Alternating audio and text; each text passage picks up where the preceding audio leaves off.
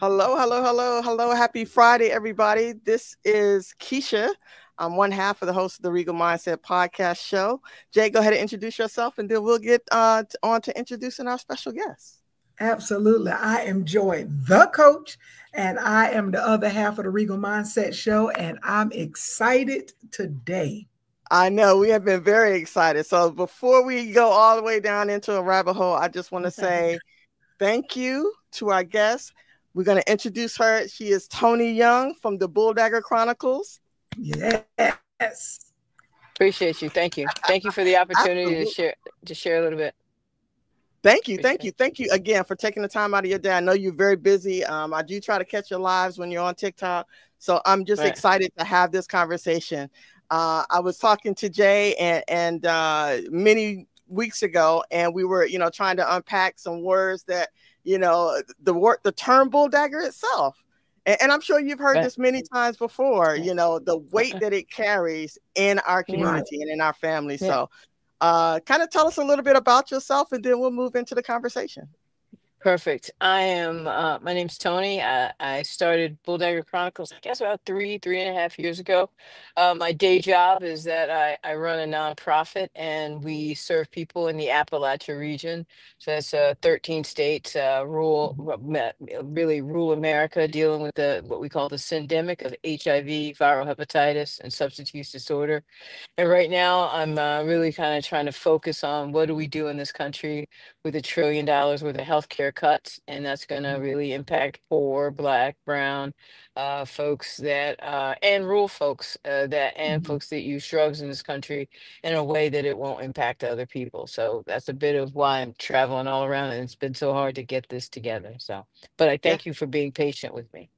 Oh, absolutely. Absolutely. Great. Well, listen, I love that, that you're giving back in that way. And with this current climate and the administration, I applaud you again, because like you said, it's really going to mostly impact people who look like us. Right.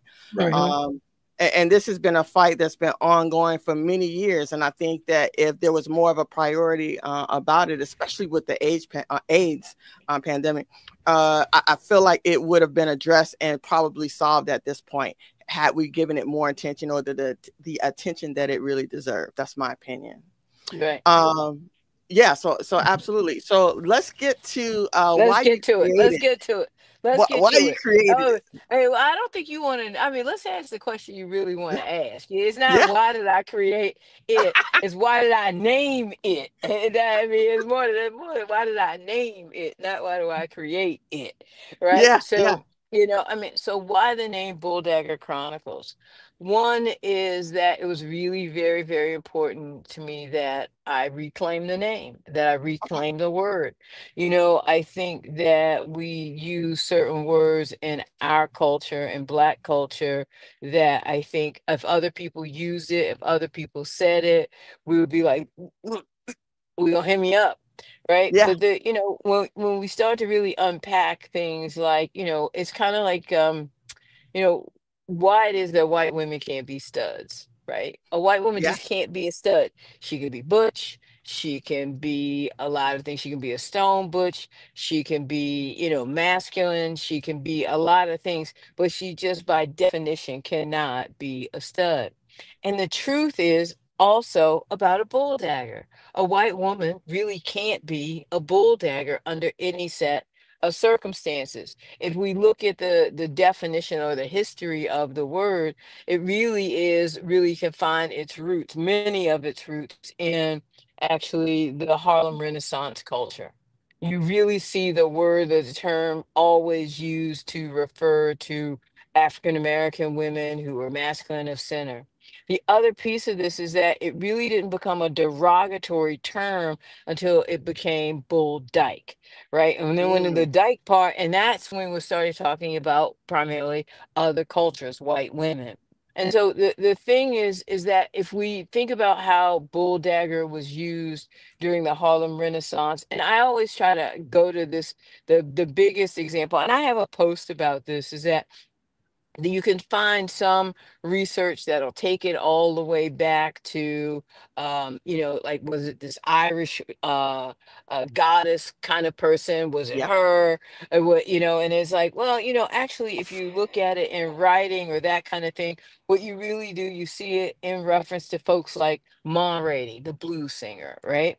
And if you read and not just go see the movie, but if you actually figure out or read about her history, one of the ways in which Ma Rainey was like accepted in not just Harlem, but in the South and other places, you would read stories about her. She would be walking in the hotels with two women on one on each arm. She'd be in a man-tailored suit, and she would, and it'd be, here come that bulldagger, but it wasn't a derogatory term.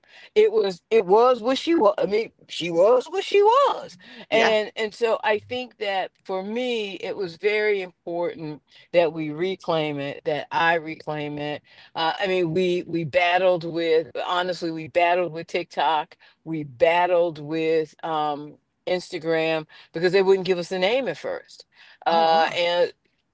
And so we had to go back. We literally just got the trademark done after a 3-year struggle with the U.S. Patent Office for the trademark, also for Bulldagger Right. Chronicles. They were like, you can't have it, and we were like, yes, we can. Here's why.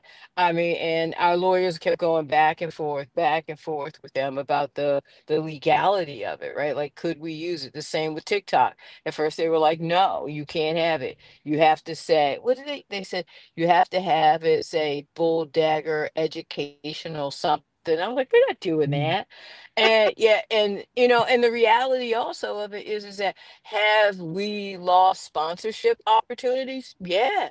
Oh, wow. We've had corporations that were willing to fund some projects, and they were like, will you change your name? Will you not use that name and use the nonprofit name? Will you, it's basically like, will you do anything? And I'm like, no. We just won't get the sponsorship. Right. Gotcha. Man, that is crazy. Mm. It's interesting though. Well, so I'm glad you guys knew enough about, building the brand and wanting to actually reclaim the name, as you say, right? Personally, does the name Bulldagger have any weight for you? Absolutely. I like to think that, my style of swagger now get me zaddy status, but I don't know if I didn't know if Zaddy Chronicles was gonna have the same resonance, right? But I think that for me, I think I don't know if all of us, that's not true, but I think many of us growing up, we got called Bulldagger in a very derogatory way. Yeah. And that was the other reason why it was important for me to claim it and say, no, it's not a bad thing. I've been this way my whole life. Since I was 6.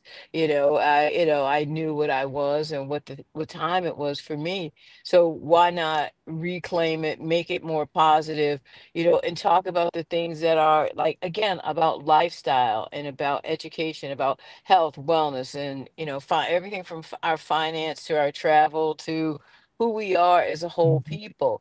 And that's why it became just very, very important to me, especially, I think, for me, in the TikTok space or in the Insta space, where I didn't really see, because I'm old, so, and I didn't really see people my age cohort kind of talking about some of their history, but also some of their trauma, because Yeah. some of us experienced the word bulldagger in a very traumatic way. You gonna grow up and be a bull, you old bull. And it's like, well, can we usually, like, back that up a bit and say, then there's something to bulldagger swagger too. So Okay. let's claim some of our stuff too. Yeah. Yeah. Well, that's great. So, me, myself, and then I'll let you answer, Jay. Just like you said, as I was growing up, and I was born in '75, so I did not necessarily allow myself, or I wasn't necessarily given the permission to be the authentic self. So I wasn't called that in person, right? Now, what they said behind closed doors is another subject. But I'm sure if there was a term, then that would have been a term that was associated with me, right? So I mostly I got tomboy or things like, of that nature. But that the word bulldagger itself is very heavy for me. And like you said, it does come from a very derogatory place. Right. But as of today, and as we understand that words have power and if we're reclaiming certain things, especially within our culture, we can have a different meaning or a different context behind that. So if it's not as heavy for me today, but I do recall a time and a place where, yes, it was. And how dare you speak to me in that way? And we're going to have to have some other words, if you do. But Jay, what's your feeling, your thoughts on that? So I was the one that I had, and I almost still have, I would say, a problem with the word.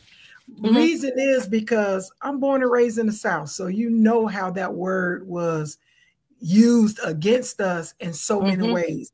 And I can remember the disgust that would be in the way they used it. Oh, bulldagger. So bulldagger and dyke, those are like a Caucasian calling us the N-word to me. And so it took, and it's still taking me some used to get used to, because it was, especially in the South, it was used as a term to describe older women that presented primarily as men. Correct. Not masculine of center. They know they wanted to be men. They did their bras, their boobs was hanging down to their knees. They wore man clothes. That's how they bought. So that is what the overall persona, that is literally how bulldagger, and you looked it up, the word in the dictionary, that's who you saw. So we didn't want to be that. Because if it was okay to be a lesbian, but it wasn't okay to be a bulldagger. And when But I'm sorry, I interrupt all the time, and I apologize. And this is your podcast, am I? And no, I do the same thing. and you've hit the nail on the head of the why, right? Right. Because so imagine it's not you, but it is that titty down to the knee having, suit wearing, man shoe having, Dob hat having on, cane walking woman, right? Guess what? She deserves to be seen too. Right. And we're understanding that now. Right. But growing up, no. And that's what I'm saying. And like I say, I think all of us had that.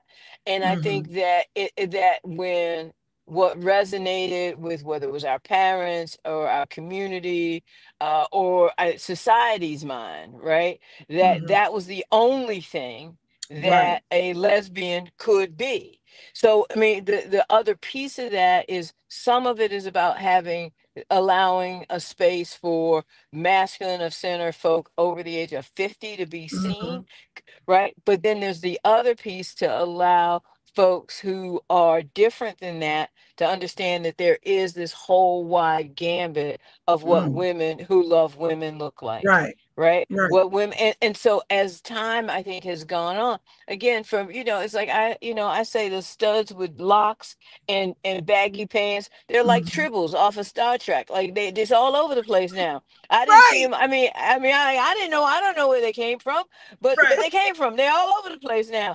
And it's like when we were, I mean, I'm older, I think, than both of you, but it's like you didn't see this many what I would call easily identified young Black women who have same gender loving tendencies, right?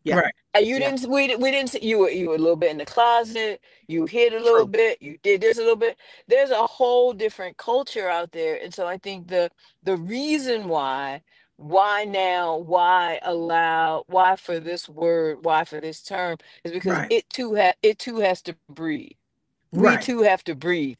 We have to give them space too. We have to give the people of my generation a space too, because I think that for all the reasons that you've just articulated, when we were coming up, that space to be seen, felt, and heard, how oppressive was that for them? How Right. oppressive was that? All right, for them to not say, you know what? I mean, sometimes I think about it.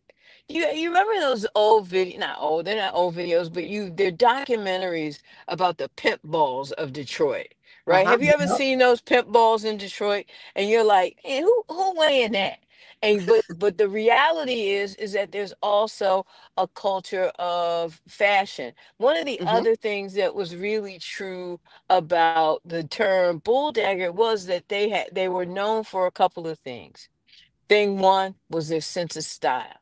Mm-hmm. Number two was the fact that they were protectors of their families, those Right. Mm-hmm. families of origin that I'm talking about. What they were also were usually the breadwinners in a family Yeah. dynamic that they created. And I think that that's some of the other pieces, though, that strong, that sexual prowess, that leader at home, leader in community stuff, that we also need to lift those women up for as such now and then. I think and so I definitely get the how it triggers people, Mm-hmm. but what I beg people to do is to stop and say, hey, you know what? We've given space and room and air to the L, the G, the B, the T, the Q, the Mm-hmm. I, and the A. And can we give can we give a B2, the Bulldagger 2? Can we, Mm-hmm. because that needs room to breathe and that Right. history to be seen. Because that's what that alphabet soup is about being seen. Yeah. Right. Sorry, I didn't mean Yeah. to cut you off. I apologize. Yeah. Oh no, that was good because I don't want nobody to think that I'm taking away the strength that it has. I'm giving it from a perspective of those that still feel a type of way, and they need to understand that everybody has a different classification, and everybody, I believe, on the LGBT community spectrum still has some undoing, Mm. because we can look at the younger ones and we're like, yeah, y'all don't even have it together. Then we look at the older ones and we're like, yeah, I ain't trying to do that. So I think every generation has Right. some alt with the previous and the future generation. Right. And Exactly. so, and again, like you said, the Harlem Renaissance, that was New York. They was very progressive. But when you're from Florida, Georgia, and South Carolina, it's like It hit different. it It hit really it does. hits It so hit different. different.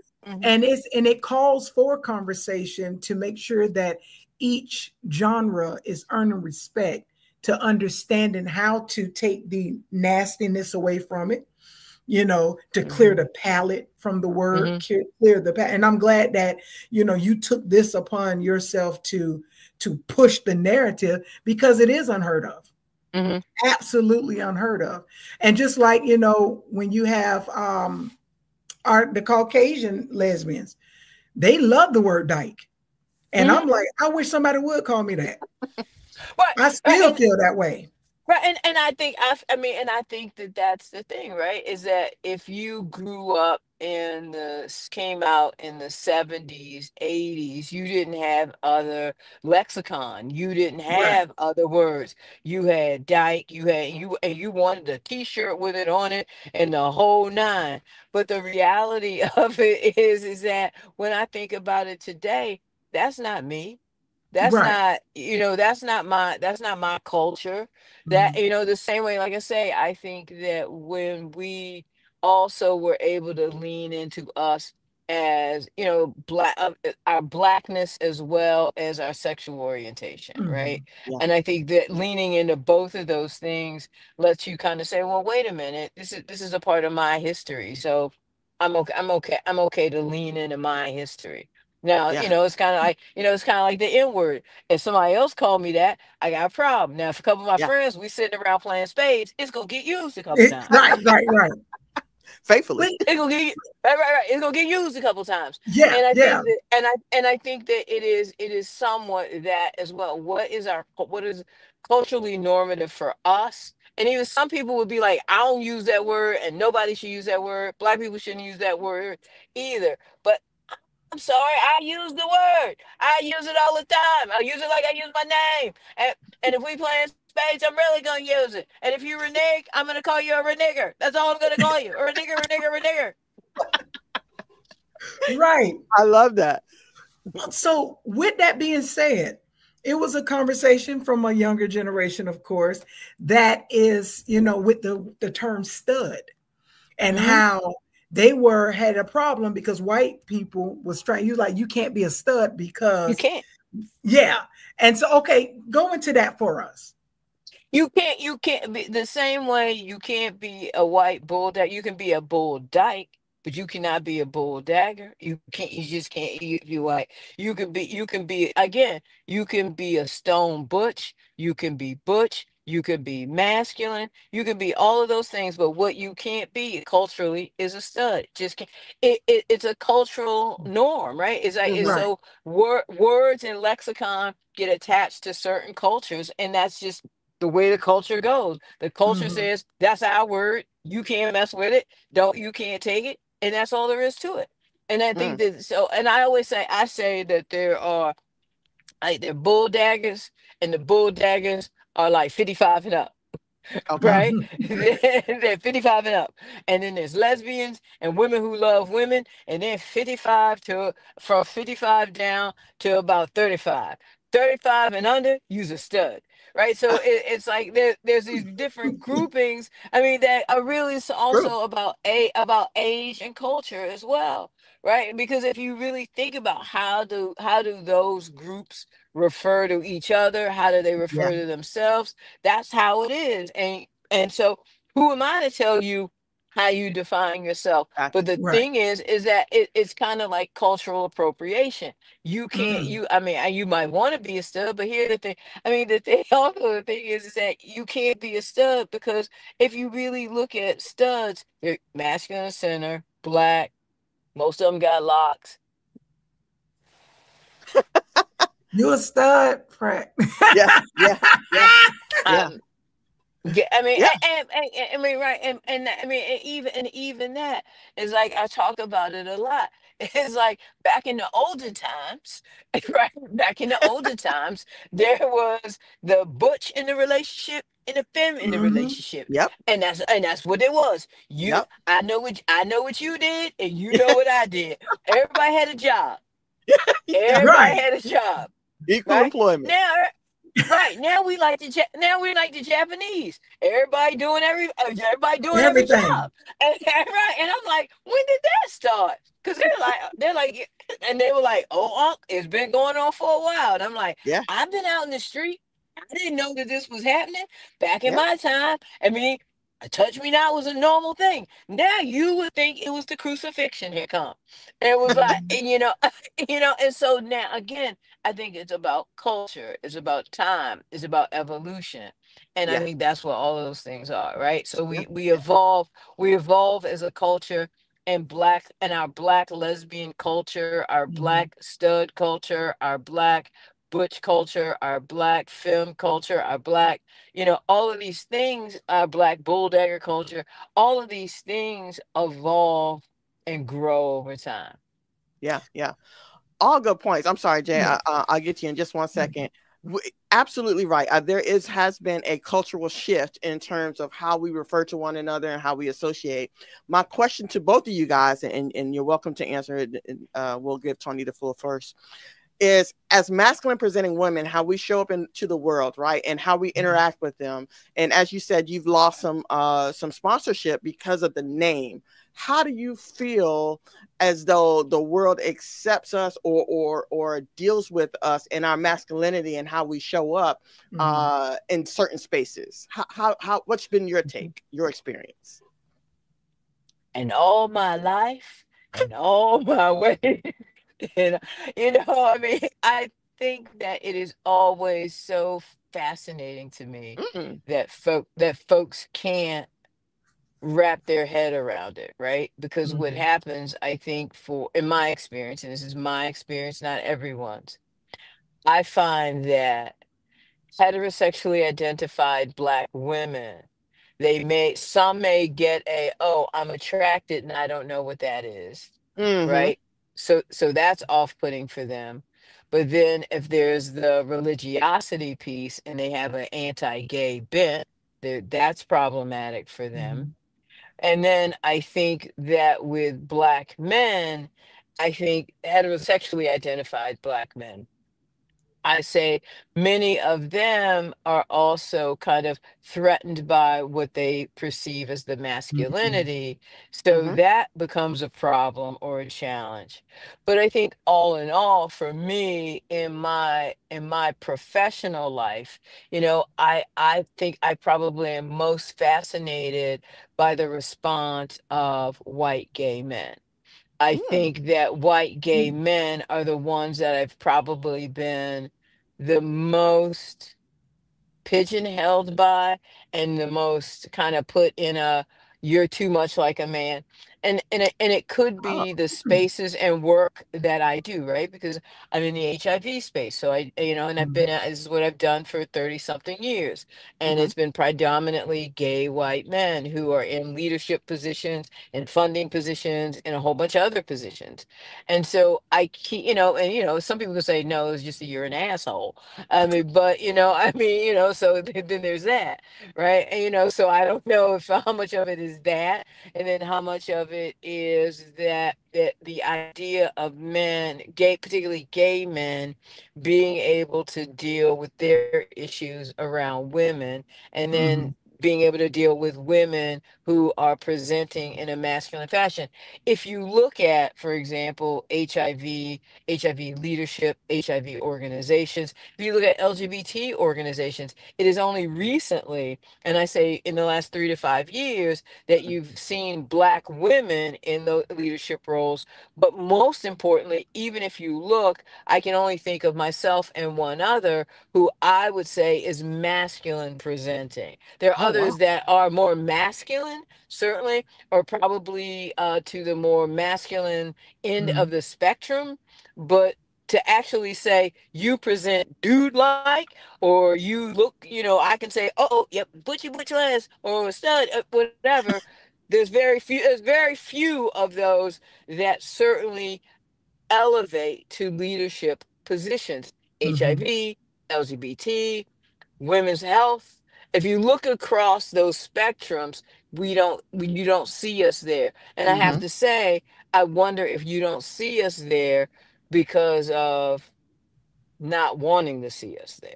Right. Mm. Good point.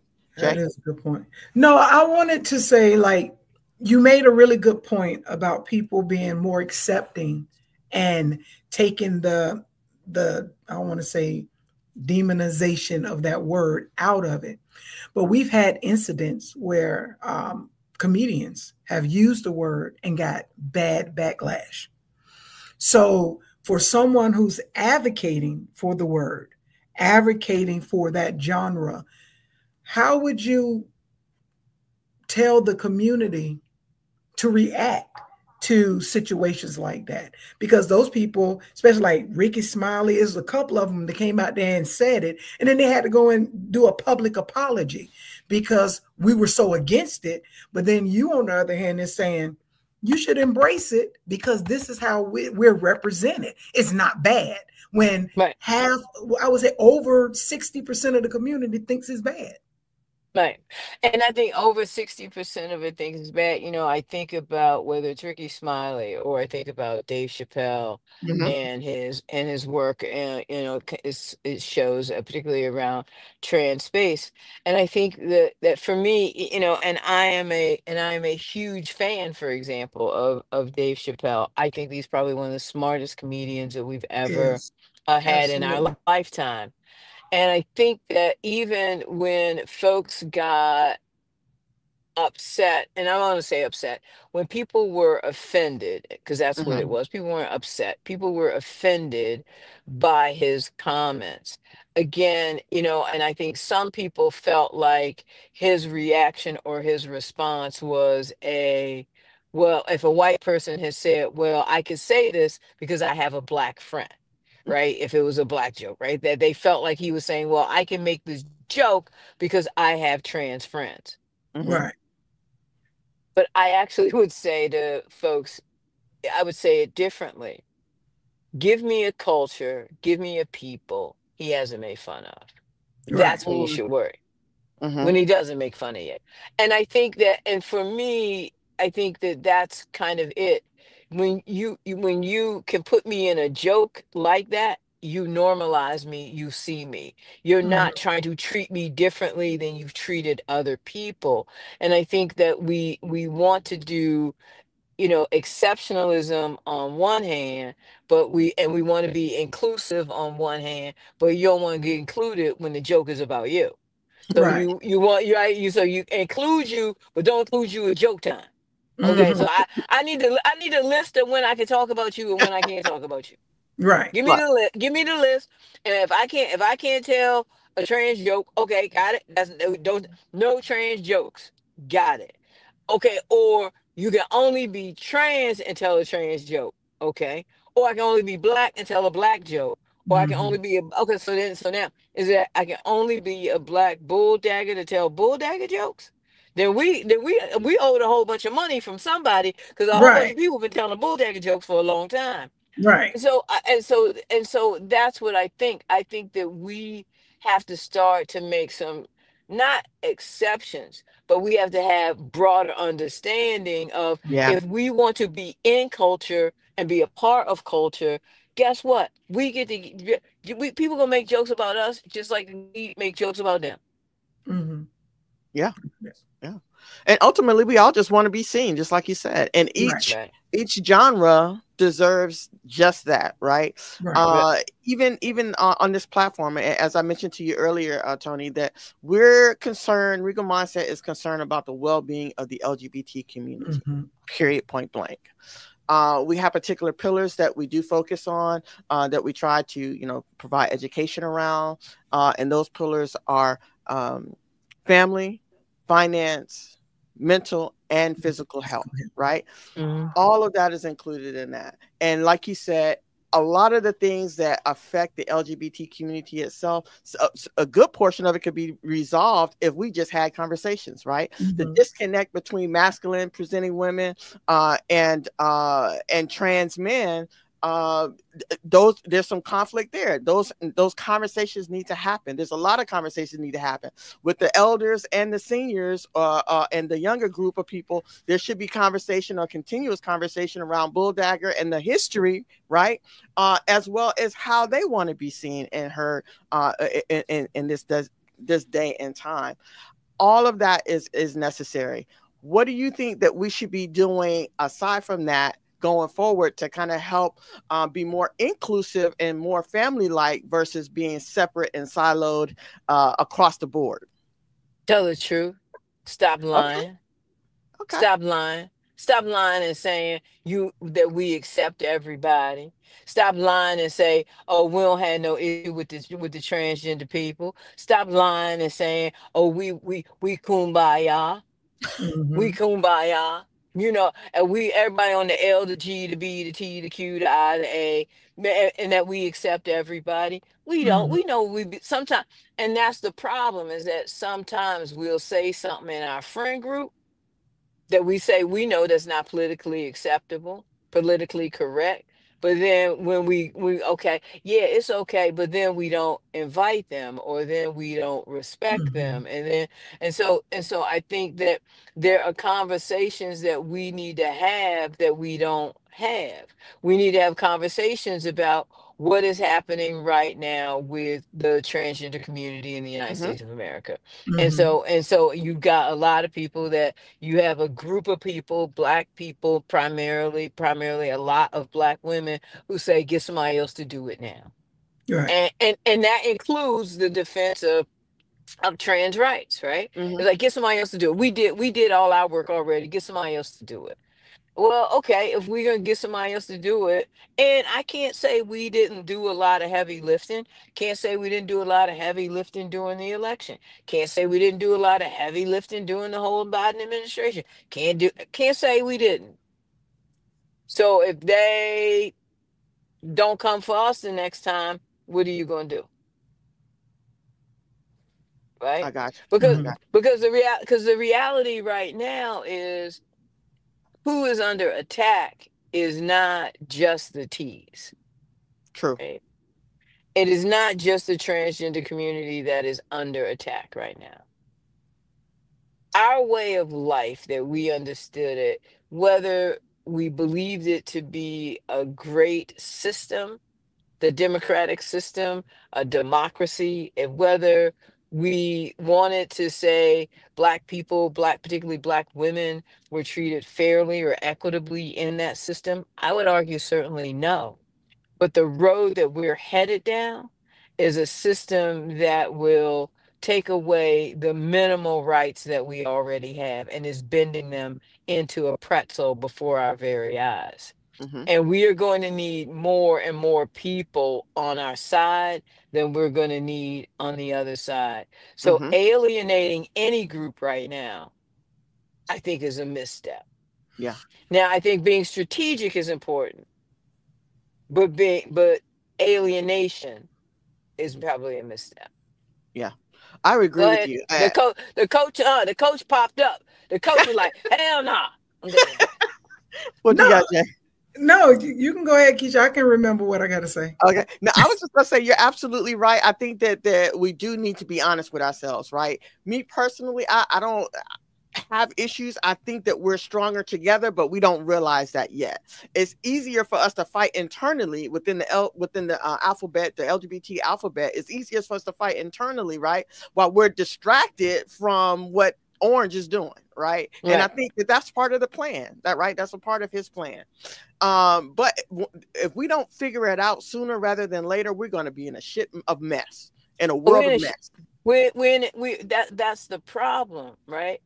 The problem is that we're actually in it now. It's not we're going to be in it, or that it's going to happen, or that the system's going to crumble, or that the system's going to change.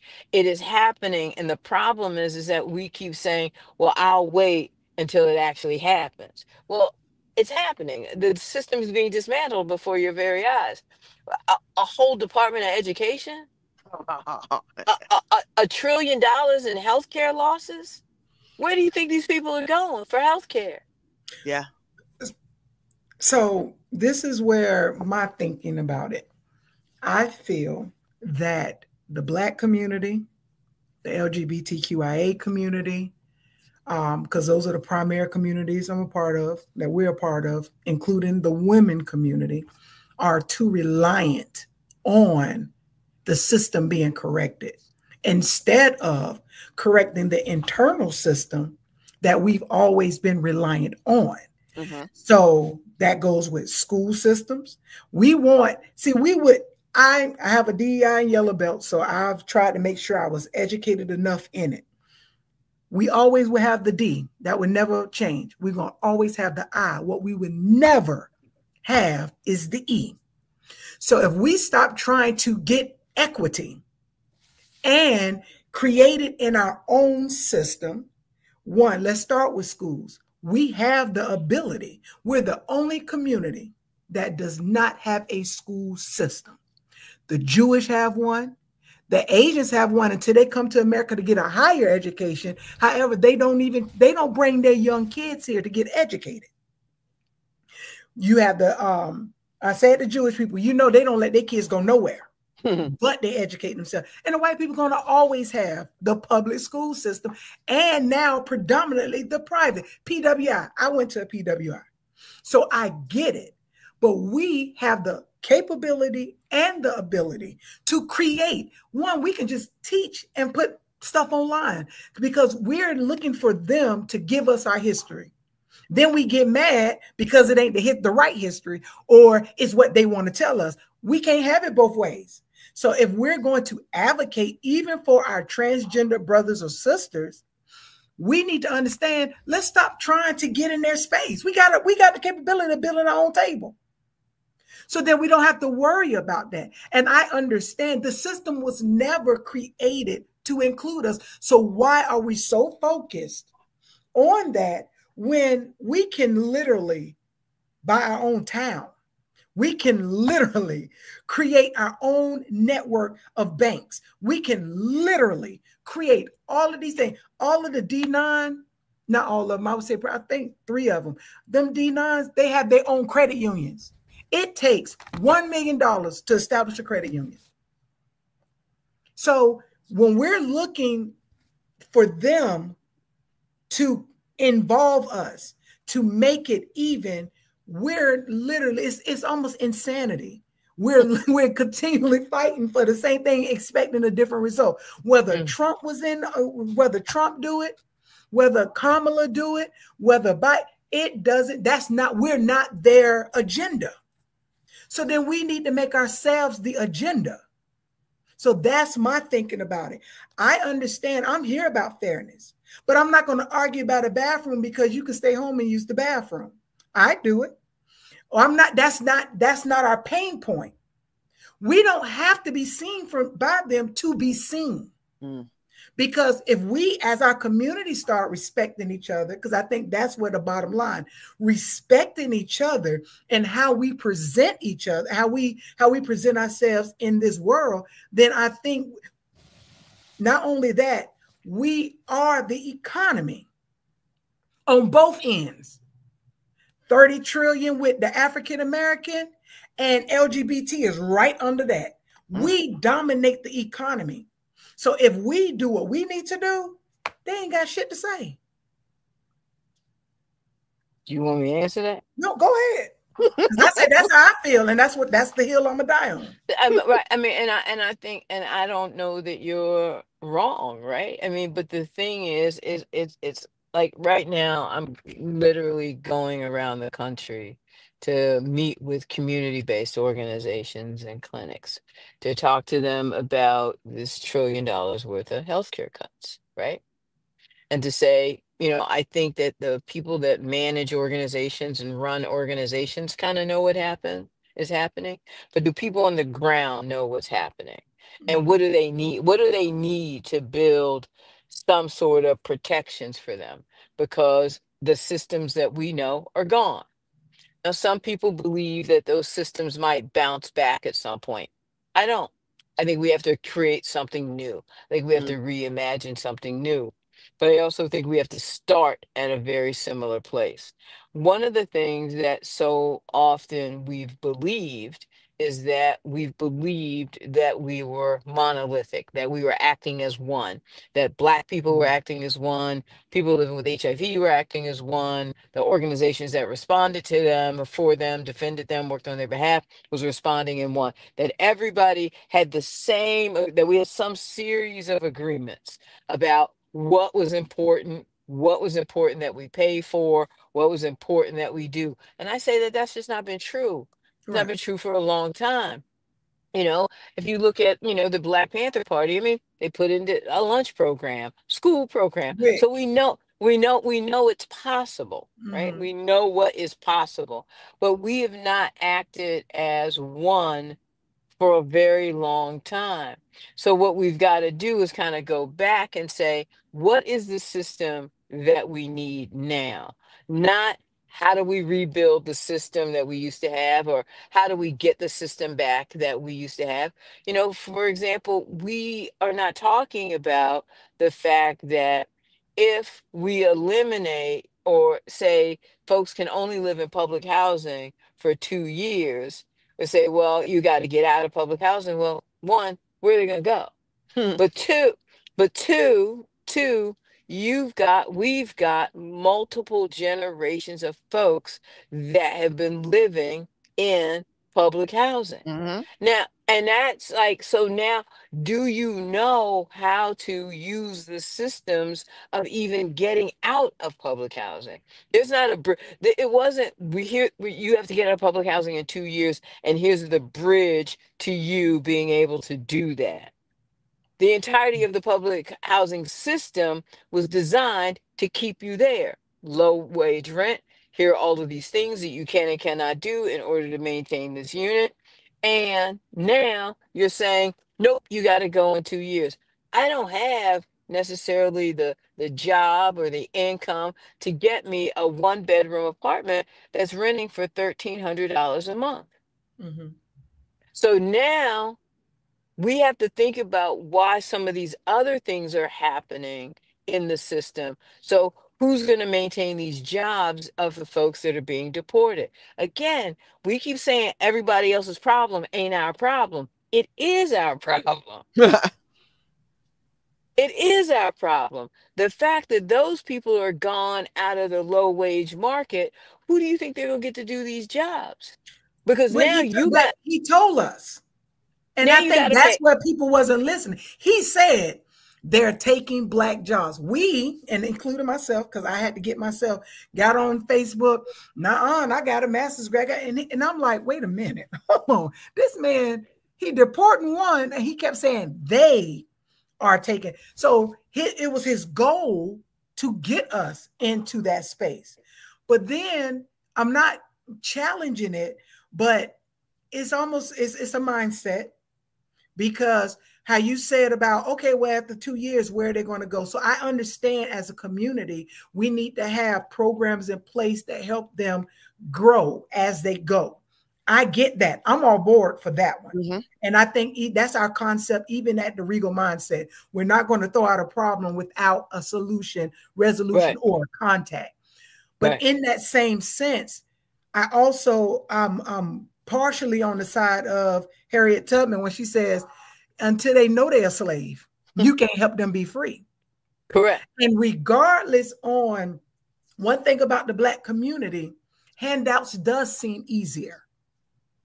And we feel, some people in their mind feel that that is the 40 acres and a mule, when there are other opportunities out there where we can say, listen, I understand there's a low wage job out there, but let us get into a training or process and understanding e-commerce, understanding capitalism, so that while we're working those low wage jobs, we can show and how to pivot, so you can, here go a different way of doing it, not cashing chase checks and going to jail.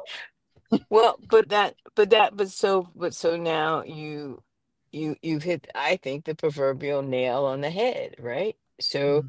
if you've got a system where you've got someone who has eliminated one group of core worker, right? Which was Mhm. doing jobs that we ain't want to do, ain't nobody want to do. They did Yeah, I those, can't stand the heat like right? that. Right. So, well, yeah, but think about the fact of why Mhm. you can't stand the heat like that, and why you won't stand the heat like that is because you have a history of that heat.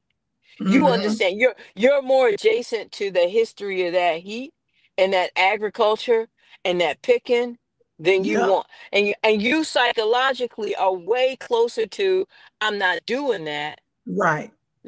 than a whole lot of other folk. But now let's keep going with this, right? So if I deport one group of people, Mm-hmm. Mhm. get them out. Now, here's the funny thing about agriculture, that really machines can't do these jobs.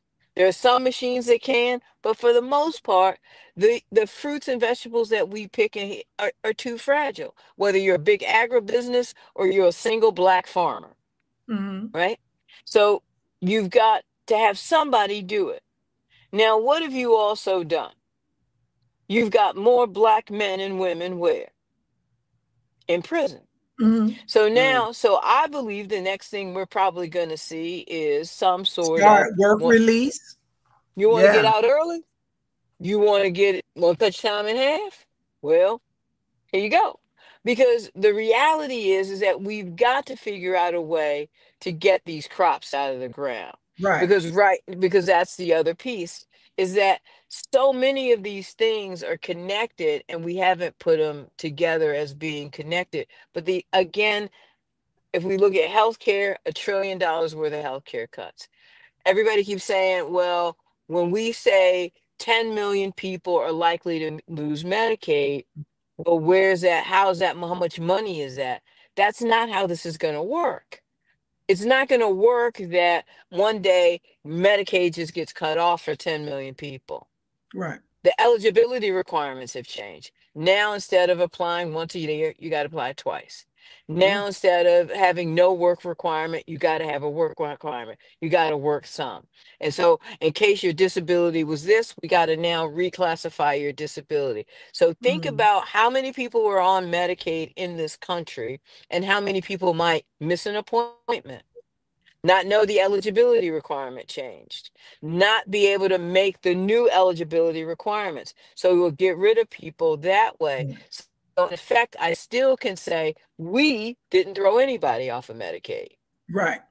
We just changed it. So that's those folks. So when we think about them, where are they going to go to get jobs? Well, they're even with my disability, I might have to go get one of those jobs to meet that work requirement. So Right. I'm creating a system where people will have to meet some sort of work requirement. So I'm creating a system to create my worker because I'm eliminating the other worker. Mm-hmm.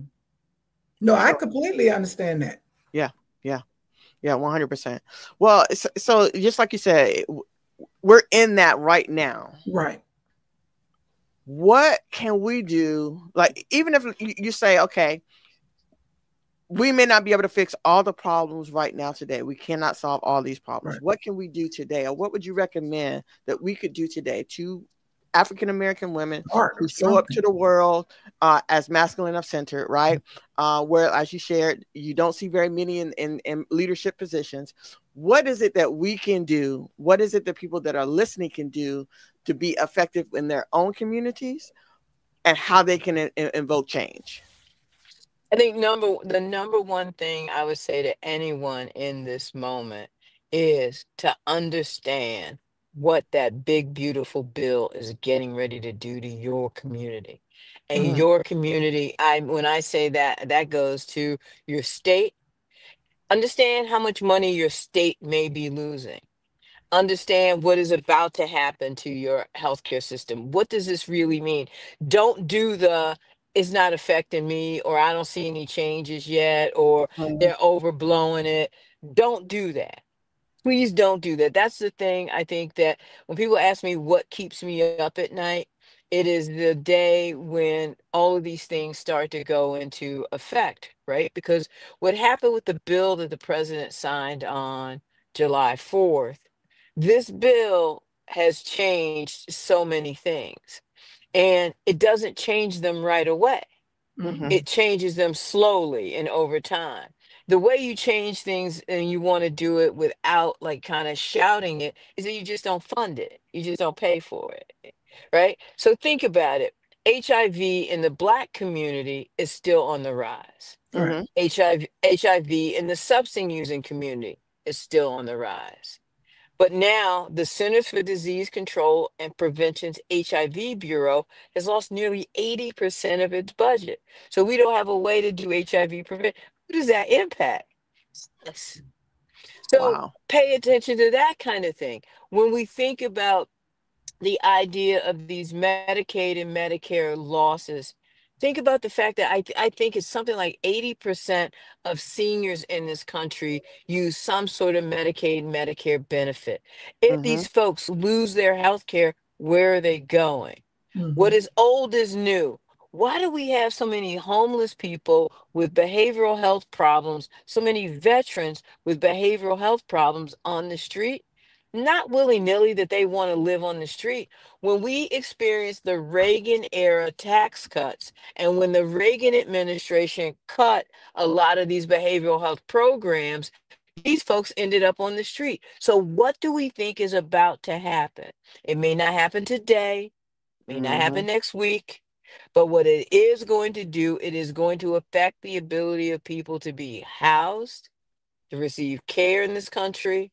And what we need to do is to understand what that is going to do, not just to our family and to us as individuals, but to our city, our state, and our town, because it's really going to have a ripple effect. And it won't be click the lights go out on Medicaid. It won't be click the lights go out on housing or click the lights go out on education. Again, $1 trillion in healthcare cuts. What we see next is the Department of Education going.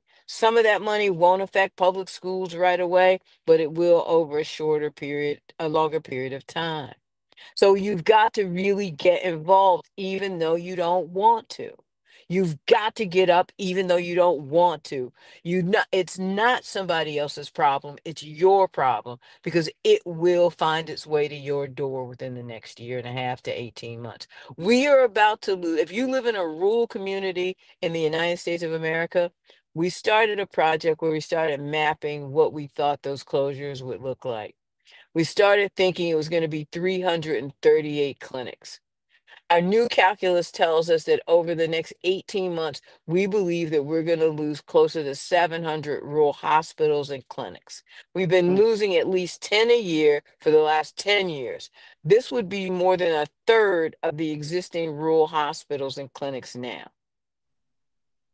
If that's your town, how do you get health care? If Yeah. that's your town, how do you get access to getting well? How do you get a well baby visit? How do you get to a clinic? If you're in our age cohort, we go to doctor every week. How you gonna get there? True. Yeah. So Oh man. if I had to say one thing to people is get involved, get engaged. This is your fight. It's not Okay. somebody else's. It's yours. It's ours. It is our fight. Good stuff. Good stuff. Man.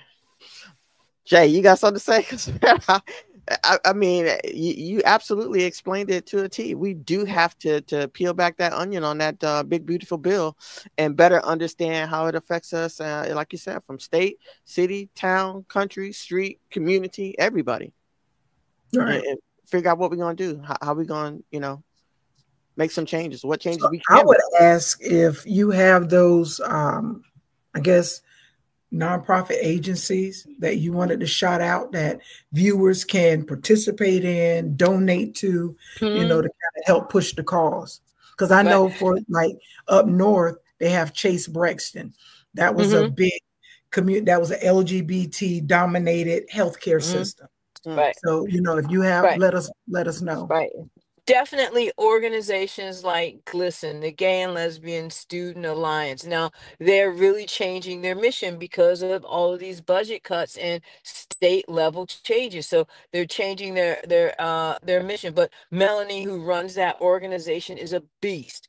I mean, and is doing work to help young people make sure that they can come into their own in a very good way. The Trevor Project helps kids that are struggling with behavioral and mental health challenges as well, particularly around suicide, right? I think that when we really think about those types of organizations are the ones that are really helping folks that are on the ground. I think that when we look at some of the gay and lesbian centers that are around the country, think about it. Most of the pride organizations, whether it's Black Pride or the state-based prides, they have lost a lot of money. Yes, they have. Because the sponsors pulled out.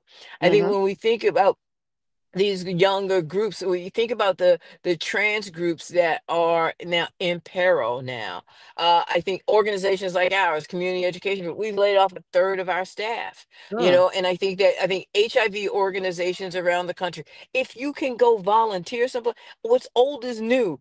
Back in the olden times, we volunteered at HIV organizations. Back in the olden times, we would volunteer at an LGBT organization. Now we show up, we give them a check, we pay our $25, we go to the party, and we go home. But the reality is that they're not even going to be able to get the $25 from you for the party event because they're not going to have the sponsorships anymore. So maybe call the organization that has ever helped you, is what I keep saying to people. If it was when you were 10, if you went to the Girl Scouts when you was 10, call the goddamn Girl Scouts. If you went to Boys and Girls Club, call Boys and Girls Club. If you have a friend who got helped by an HIV organization, call them. If your check is $10, great. If you can go volunteer for something, if maybe you became an IT professional and now you can go back and say, hey, do y'all need any IT help? I can volunteer and do that. I think we all have a place that meant something to us growing up, or that it meant something to somebody else. We have got to reinvest in our own communities. We've just got to do it. This is not going to get done. The federal government's not coming back with money, and organizations and corporations have stopped giving in the way that they have. But those two, particularly organizations that deal with young people right now, I think are probably the most vulnerable, because those young people are the most vulnerable. Mm-hmm. If I could add in Covenant House, Yes Empowerment. House, right. So like the Yes Empowerment Centers, we have one in Baltimore where they drop in shelters, and predominantly for LGBT, where they can wash their clothes, get their mail, get a meal, things like that. So, you know, donations go a lot of way. But I'm going to say this, I really feel that with a lot of the funding, especially from the donors like Target and the rest of them, really should have open our eyes to say they really wasn't for you. They were just trying to show social responsibility because they wrote it in as part of EEOC. So with that being said, keep your eyes open, because if they really supported you, they didn't put their money. They didn't take your stuff off the shelf if they really supported you. So always keep in mind, like you said, go back to those where you volunteered at and where you had some impact or was impacted, but also keep in mind with the same people with these donations, there are some that still support you, and you need to make sure that we recognize them. Maybe theirs wasn't as large as another one, but you still say thank you and still support them the way they support you. Correct. Good stuff. Good stuff. Listen, ladies, we have really had a wonderful conversation. I appreciate you both. We've talked about and unpacked the stigma or the derogatory term Bulldagger, and what it means now and how we're reclaiming that. And, you know, you're able to choose how you want to use that word or how, if you choose to use that word going forward.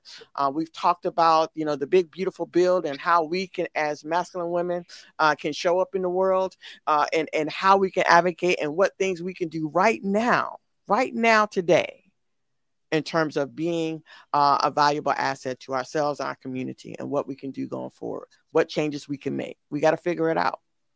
Like you said, ain't nobody going to come save us. Right. And I would say the only topic we didn't cover is y'all finding me a date.